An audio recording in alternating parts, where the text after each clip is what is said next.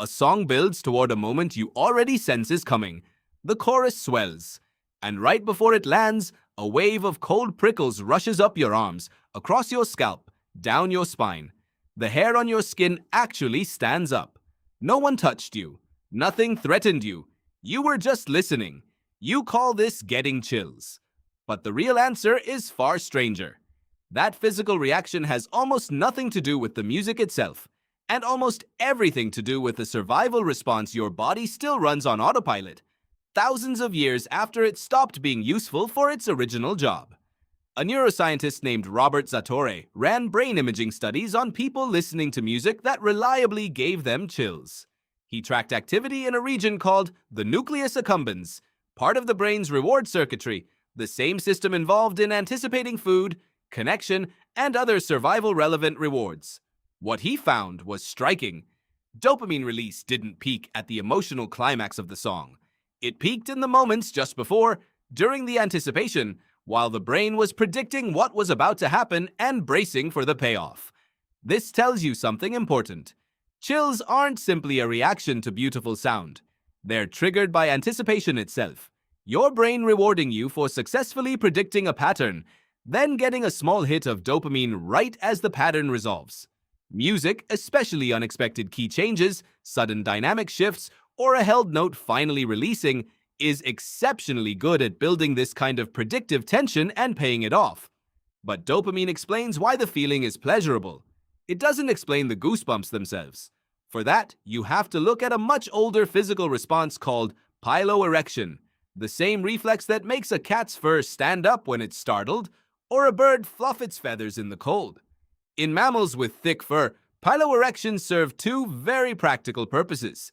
It trapped air near the skin for warmth, and it made the animal look larger and more threatening in the face of danger. A psychologist named Jaak Panksepp took this connection further, studying goosebumps specifically in response to music. His research pointed towards something unexpected. Many of the songs and moments that reliably trigger chills share acoustic features with the separation distress calls that young mammals, including human infants, make when isolated from their caregivers. Panksepp proposed that certain musical passages, a rising melody, a sudden swell, an unresolved tension finally releasing, may be tapping into an ancient circuit originally built to respond to those calls, a circuit tied to powerful emotional bonding and social connection. Put these two pieces together, and goosebumps from music start to look like two ancient systems firing at once, layered on top of each other by pure coincidence of biology. A dopamine-driven anticipation reward, built to reinforce your brain's ability to predict meaningful patterns in the environment. And a physical piloerection reflex, built originally for temperature regulation and threat display, now triggered by something that sounds emotionally like distress or connection, even though no actual danger or separation is happening at all. Your body has no specific circuitry for music. It never needed one. Music simply became remarkably good, over thousands of years of human culture, at pressing buttons that already existed for entirely different reasons: prediction, reward, and an ancient alarm for emotional separation.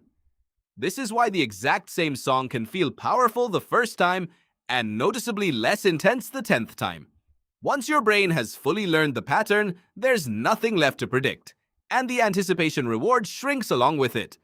It's also why deeply personal or unexpected musical moments tend to produce the strongest chills of all, because unpredictability is precisely the fuel this entire system runs on. So the next time a swelling chorus sends a shiver down your spine, this isn't your body being oddly emotional about a sound wave.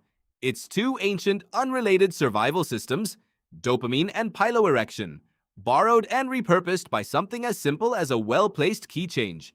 A song builds toward a moment you already sense is coming, and right before it lands, your body remembers something it was never really designed to forget.